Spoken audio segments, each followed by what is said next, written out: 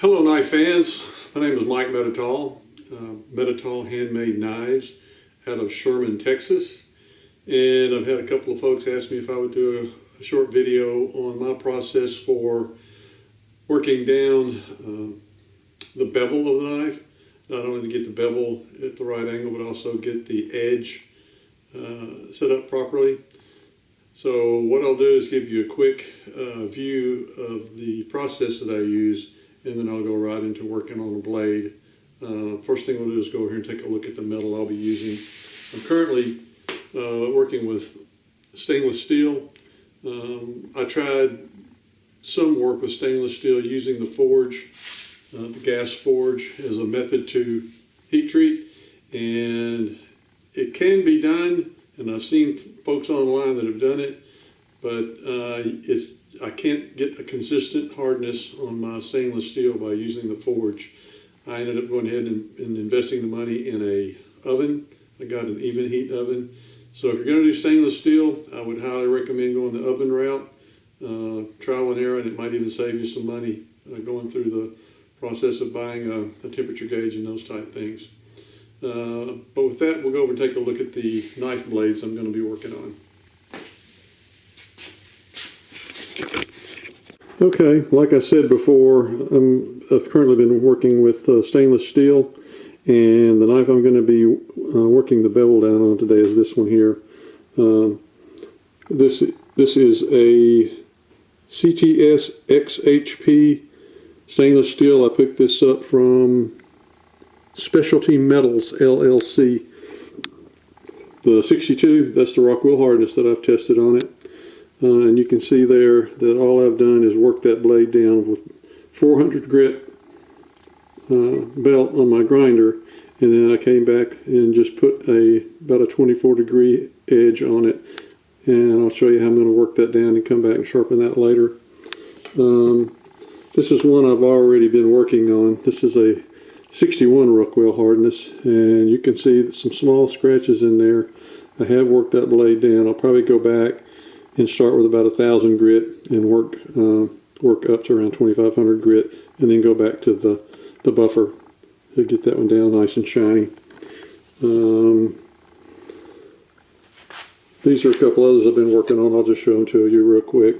This is a Rockwell 58, and this is going to be a really nice Damascus blade. That's 1/8 inch Damascus. This is a 1095, similar style. And got a pretty good polish on that blade. 59 Rockwell. And here's another Damascus blade. And you can see there it has a 57 hardness, Rockwell hardness. But anyway, so what I'll do now is just show you, forgive the messiness of my shop. I just like working in a messy environment. But I'll be starting with these grits. You'll see an 80 grit and a 120 grit. I usually start with one of those. Today I'll probably start with 120. Like I said, I did work the blade down on the grinder with a final grit of 400. And there's 220, 280, 320,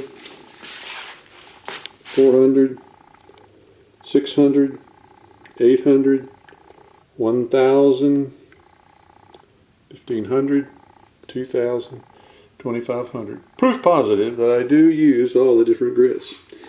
And that's the best way to work that blade down and get a nice smooth finish on it. Then I come up to the buffer, and the buffing disc on this end, I put the pink scratchless on it. And this is made by Maverick Abrasives, and I believe I picked this up from Jant's Supply, Knife Supply. And then I finish up with just a clean buffing disc. It's not super clean. It's got a little metal in it, but for the most part, there's none of the wax buildup on that particular disc. With that, I'll get my knife that I'm working on over here, and we will get to the block there I call it my hand grinding block, but it's actually just a sanding block that I hold everything to do the hand sanding.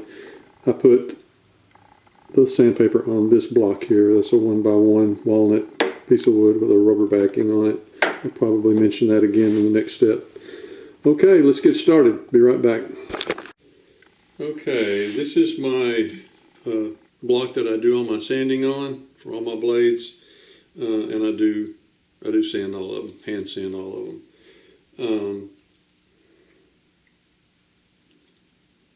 I've got a piece of leather here that I put on top that kind of protects your edge, because once you start really getting this thing polished down, this wood can really cut some grooves in it or cut some scratches in it. And so I try to keep as much of the steel powder off of here as well, because you get steel powder and you get this on top of it and you're sanding on top, you can very easily scratch that blade and causes more work for you. So what I'm going to do is place this blade on here so that I don't have an edge sticking out that I can catch my shirt on, or my shoulder, or my arm, or my elbow. I don't want anything sharp sticking out. And then the only thing that's exposed over the edge of this board is the edge of the blade, the cutting edge, and the bevel. And so you get, it's good and solid, and you can get to all the parts that you're going to want to work down. And then I'll just clamp that in place. Again, this is 62 Rockwell. It's pretty hard stuff, so I don't really need to start with 80, but even though I have ground this down with a 400 grit belt on my belt grinder, I'm going to start off with a 120 grit. 62 Rockwell is really hard, and this stainless steel really resists sanding, so I usually end up going through a lot of the 120 grit to get this down ready for the 220 grit, but it's worth it. Makes a really nice blade. So this is my sanding block. It's a 1x1 piece of walnut, and I glued a rubber piece at the bottom, 1 inch or probably a little over a 1/4 inch thick. But this pad really allows you to get down into all the nooks and crannies. It will form to the curvature of the blade. If you're working down a blade, you've got a little curvature to it, it'll help you get down into that curve. And it will also, that rubber will work down into that plunge line and give you a lot cleaner and uniform plunge line. So I usually just wrap a little bit over the board and go at it. And like I said, it just goes hard, so you're not going to see a lot of change immediately, but it will cut into it. And doing it this way with this board, man, you can really put some pressure on it. And that sandpaper will fill up with that metal powder, that stainless steel powder, pretty quickly, and you'll have to move on down to the next spot. I'm going to go on down to here and get this all cleaned up. Usually when I put the handle on this type knife, I come in right here.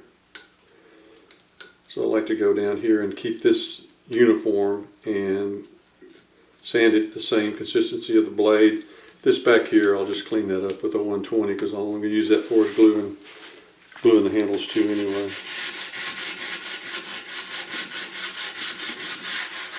And you can feel it if it's cutting. If you get to a point and the sandpaper is not cutting, then you just move on down to the next inch or so there and go at it again.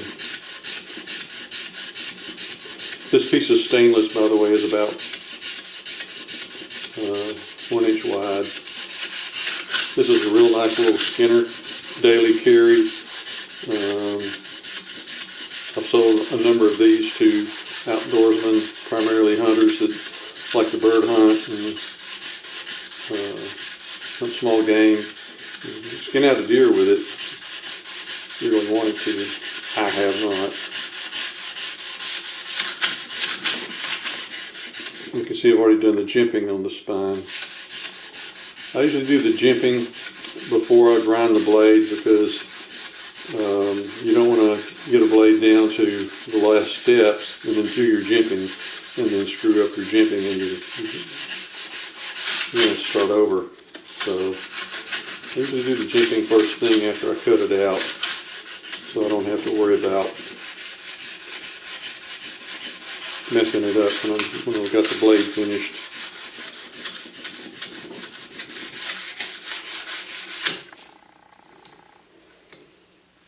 Okay, there's some scratches in here you can't see, but they're cross scratches going this way from the 400 grit on the belt grinder. So I still have not gotten those all out. They're starting to come out. But in the interest of time, rather than make you watch me do that, I'll just do a quick. At this point you do 120, 280, and 320. So I'm going to turn the camera off, and when I get over to the 320, I'll turn it back on and show you where I am. Okay, I've gone through 120 and 220, and I'm going to hit it with 280. And then I'll take it off and let you take a quick look at it. I apparently did a pretty good job with the grinder at 400 grit. And I didn't have a lot of deep scratches in the cross grain. So I didn't have to use as much of that 120 grit as I thought I would. I only had to use maybe 1.5 pieces of that. These are regular size sandpaper when you buy it, and I cut them into thirds with the scissors.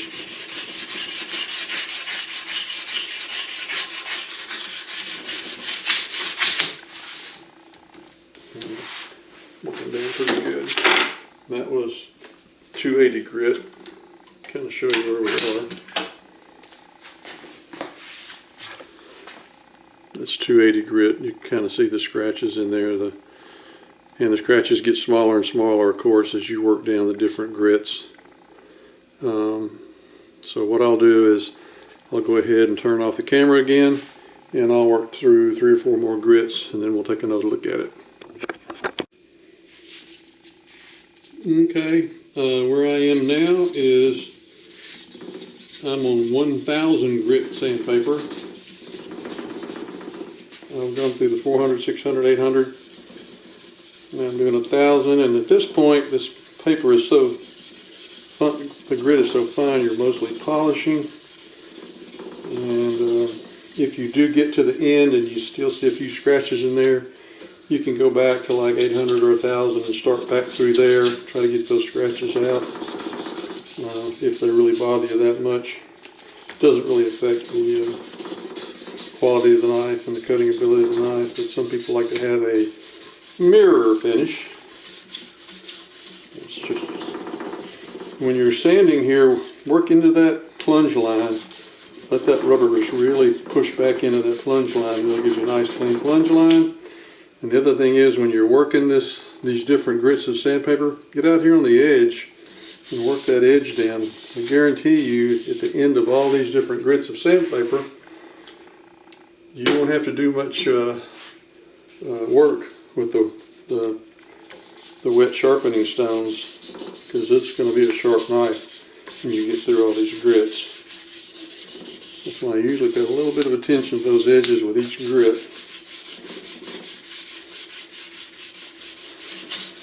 Okay, that was 1000, and this is 1500. And I'm going to kind of do abbreviated sanding with these last ones, so I can take it over and show you the buffing procedure.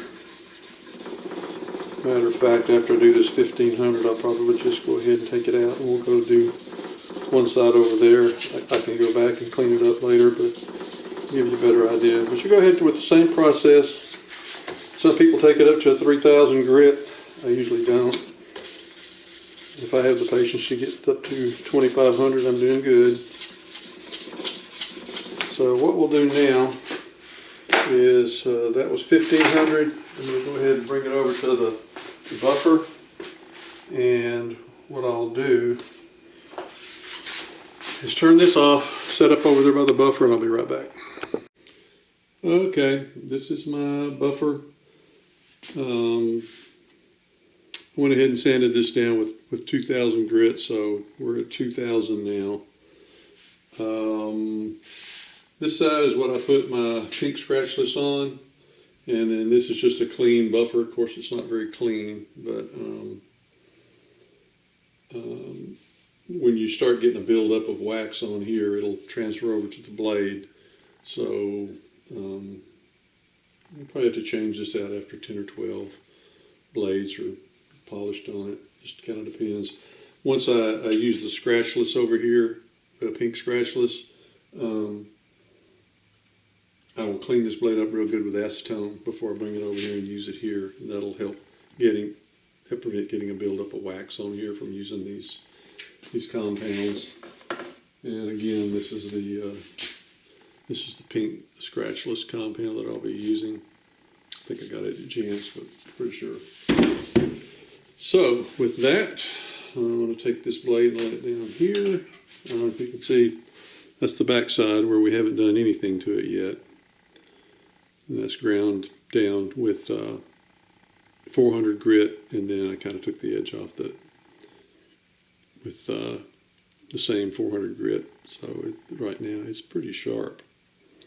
And when I come back and do this side, again, I'll spend some time on that edge with each grit of sandpaper. So it'll be pretty sharp. Again, you have to spend very little time with the whetstone. So let's get this thing cranked up. Get some of this compound on it.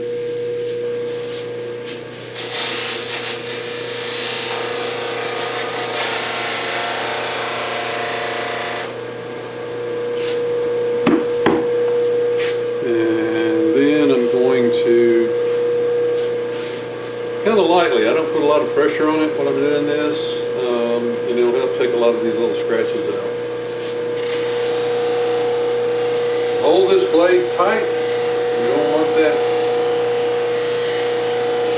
buffing disc jerking this out of your hand. You will not like it if you look down at that thing that's sticking out of your thigh.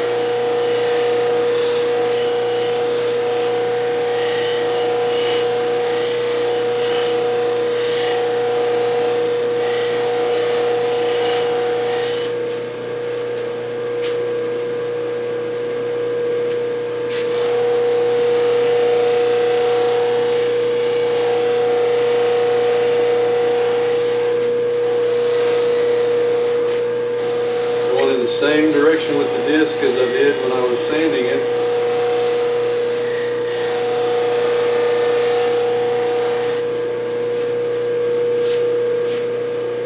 And you can see it's really starting to shine it up. Still some fine scratches in there. I'll probably go back with the 1,000 grit and go 1,000, 1,500, 2,000, 2,500, and then come back to the pink. But for our purposes, I'll just continue to buff it a little bit.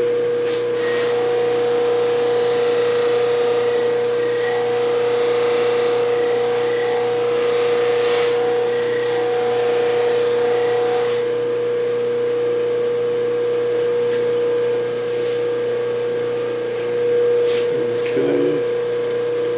Clean that little bit of wax off of there. I don't think I need to use acetone.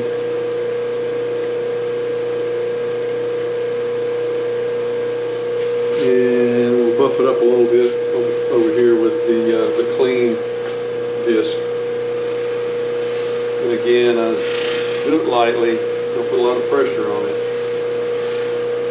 And the longer you buff it, the more those little tiny scratches will come out of it.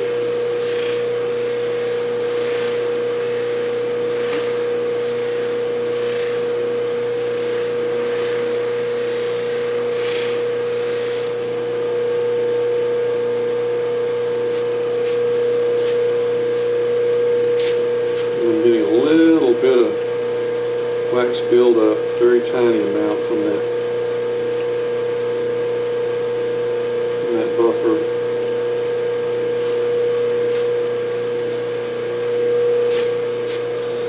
But that gives you an idea. Starting to get where you want to be. There's still some fine scratches in there. Like I said, I'll go back with my higher grits and work those out. So anyway, that's my process. Well, I hope you enjoyed the video and hopefully learned a few things. If you have any ideas for me or any questions, please be sure to drop me a line either by email, or you can leave me a message on YouTube. I'll try to get a few more videos out in the not so distant future. I'm back in the shop making knives, so you can check out some of those on texasmadeknives.com. And again, my knives are made for outdoor use. I'm very careful about the hardness of not only the blade, but also of the edge. So you can always depend on it. I always stand behind my knives. Anything that is an issue with it or a problem, I will make it right. So with that, I will be in touch. Keep a lookout for me and keep on grinding.